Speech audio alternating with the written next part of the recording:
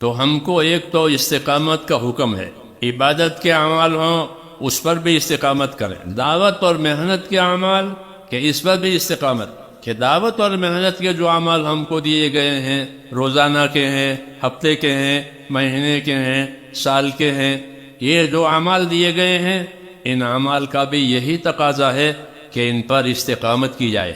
اس لیے کہ خالی وقت لگانا مقصود نہیں ہے، یاد رکھو، بلکہ ایمانی مزاج بنانا مقصود ہے، کہ ایک ایک مسلمان کا مزاج ایمانی بنے۔ مزاج مختلف ہوتے ہیں، ایک مزاج ایمانی ہوتا ہے، ایک مزاج شیطانی ہوتا ہے، ایک مزاج حیوانی ہوتا ہے۔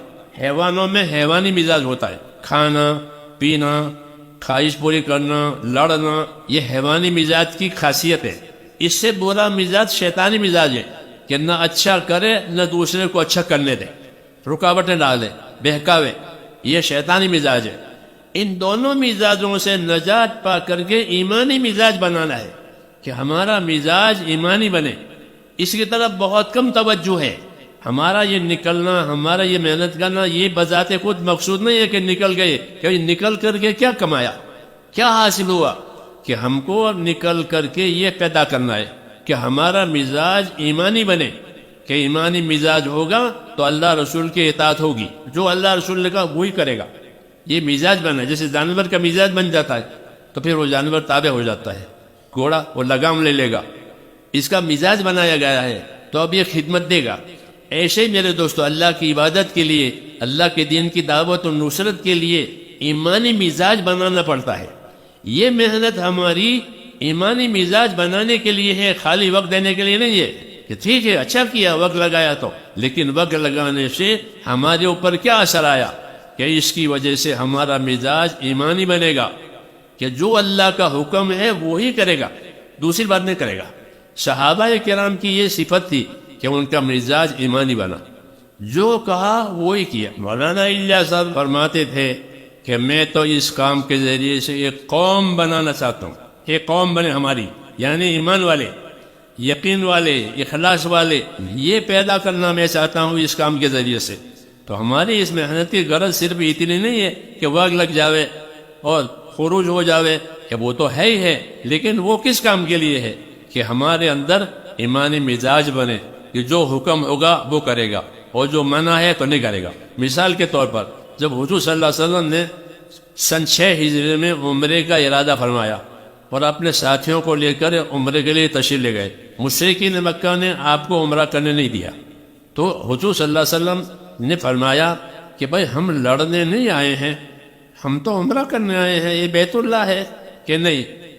تو یہ بات سمجھانے کے لیے حضور صلی اللہ علیہ وسلم نے یہ تجویز کی کہ ہمارا ایک آدمی مکے جائے اور مکے جا کر کے ان کو یہ سمجھائے کہ بھائی ہم لڑنے نہیں آئے ہیں، ہم سیدھے سیدھے عمرہ کر کے چلے جائیں گے، کہ اس بات کو سمجھانے کے لیے کون جاوے؟ تو یہ رائے یہ آئی کہ حضرت عمر جاوے، وہ مضبوط آدمی ہے۔ لیکن حضرت عمر نے عذر کیا، مجھے نہ بھیجا، میرا وہاں کوئی نہیں ہے، عثمان کو بھیجو، عثمان کا خاندان ہے وہاں، بنو امیہ، تو ان کے خاندان والے اگرچہ ایمان نہیں لائے ہیں لیکن ان کے اندر ایک خاندانی غیرت ہوتی ہے کہ ہمارے خاندان کا آدمی ہے، تو یہ جائیں گے تو کوئی راستہ بنے گا۔ یہ حضرت عمر نے رائے دی، وہ یہ رایت پسند آئی، یہ بات لے کر کے حضرت عثمان وہاں گئے، تو وہ تو ان کا خاندان تھا وہاں، انہوں نے ان کو فوراً الاؤ کیا کہ آؤ، اور شاہ جی بھی کہا کہ تم تو مکے میں داخل ہو ہی گئے ہو، تم تو عمرہ کر لو، کیونکہ عمرہ میں طواف اور سعی دو ہی ہوتا ہے، اور کیا کرنا ہوتا ہے۔ حضرت عثمان نے فرمایا کہ میں ابھی عمرہ نہیں کر سکتا، میں تو آپ لوگوں سے بات کرنے کے لیے آیا ہوں، بات کروں گا، بات کر کے چلے جاؤں گا۔ ہر مسلمان کو جب وہ بیت اللہ پر پہنچتا ہے اس کا جذبہ ہوتا ہے، طواف کرے، دعا مانگے، عبادت، ہر ایک کا۔ جب ہمارے لوگوں کا یہ حال ہے تو ان کو یہ جذبہ نہیں ہوگا کہ بیت اللہ پر پہنچ گیا ہوں، طواف کروں، دعا مانگوں۔ آگے اس وقت کریں گے جب ہمارے نبی کریں گے۔ یہ مزاج ایمانی ہے کہ جتنا کہا اتنا کیا، جو کہا وہی کیا۔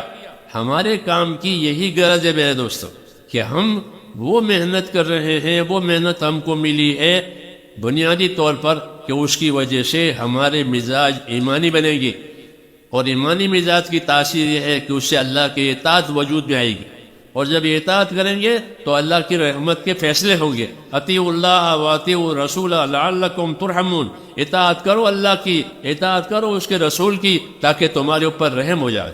جو بھی دین کا تقاضا آئے گا، جب ایمانی مزاج میں وہ تقاضا آسان ہو جائے گا. تو اس کام میں اپنے آپ کو بنانے کے لیے چلنا ہوتا ہے. یہ کوئی پروگرام نہیں ہے، بلکہ اپنے آپ کو بنانے کی ایک ترتیب ہے کہ ہمارا مزاج ایمانی بنے، ہمیں سنت کی تابعداری نصیب ہو جاوے، کہ ہماری زندگی رسول صلی اللہ علیہ وسلم کے سنتوں پر آوے.